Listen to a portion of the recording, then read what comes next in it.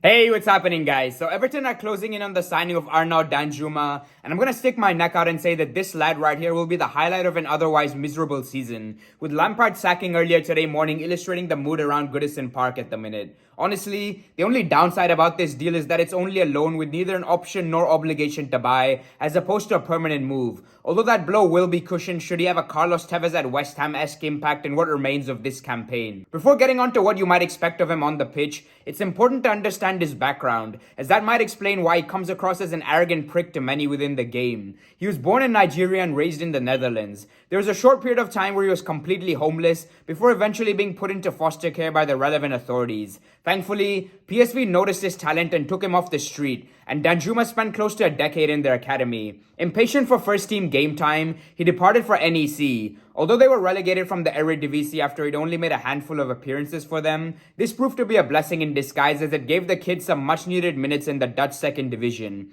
His performances caught the eye of Club Brugge, a team who have been doing bits in the Champions League in recent years and quickly garnered a reputation for developing young talent, which is why he decided that heading over to Belgium was best for his development. His stint in the Pro League earned him a move to a Bournemouth side who were heading towards the drop. Unfortunately, Danjuma was unable to make any impact of note in the Premier League, but that was largely down to suffering a couple of foot fractures. The following season in the Championship, however, was a completely different story. The guy single-handedly took the club to a playoff spot while finishing as their top scorer and winning the Player of the Year award in the process. It was clear to observers that he had outgrown the Championship, and a transfer to Unai Emery's Villarreal followed. He's absolutely smashed it in Spain and was a key part of their run to the Champions League semi-final in 2021-22. In fact, he's the club's top ever goal scorer in the competition with 6, and he quite literally reached that milestone in a single season. As a Man United supporter, I recall a game at Old Trafford where he gave Diego Dalot the runaround. I swear, if the Portuguese fullback backtracked any further when Danjuma was dribbling towards him, he'd have ended up in the fucking Stretford end,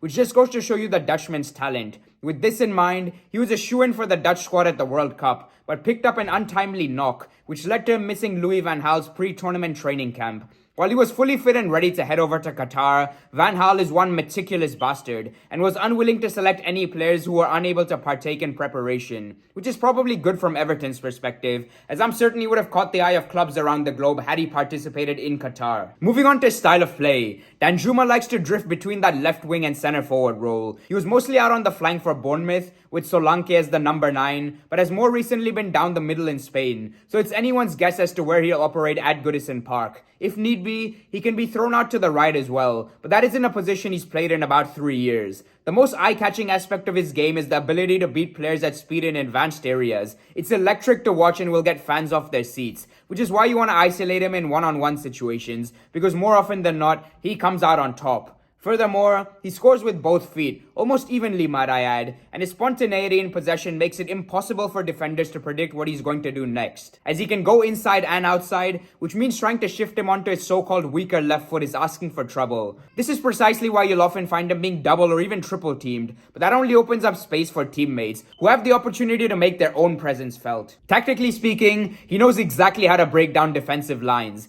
He's capable of making runs on the shoulder of centre halves, or coming short for the ball in the middle of midfield, which makes man-marking him a task and a half. He has that match-winning ability supporters have been crying out for, and he's well aware of it too, which you'll instantly see in his demeanour, which is that of a man oozing confidence. It's pivotal he's allowed to go out and express himself on the pitch by whichever coach comes in now. Obviously, that's easier said than done in a relegation scrap, but well worth visiting as the numbers he puts up could make the difference in the end. Keep him high up the pitch, as opposed to busting a gut and chasing opposition fullbacks into his own half, and you'll have someone who possesses an immediate and constant threat in transition. Now you might be asking yourself, if he's so good, why the fuck is he heading over to Goodison Park? And there's 2 main reasons for it. Firstly, as alluded to earlier, he's got a real chip on his shoulder, so requires a certain type of manager to pander to his ego, which, needless to say, isn't going to be the case at most clubs around the continent. Secondly, the bloke loves a challenge and wants to be the main man in the 11, and there's no better place to do that than at a big club who are under the microscope and falling well short of where they should be. The likes of Man City and AC Milan have made moves for him in the past, and I tell you what, if he can get past the niggling injuries, which he does seem to pick up more frequently than most, there's definitely a world-class player in there. His desperation to improve and become the best version of himself may rub some teammates up the wrong way, but it's the reason he's getting better year in, year out, while they remain stagnant. I hope for both his and Everton's sake this works out, and I look forward to seeing him in action. Cheers for tuning in as always, and good luck for the Arsenal game on the weekend, because I tell you what, mate, you're gonna bloody need it.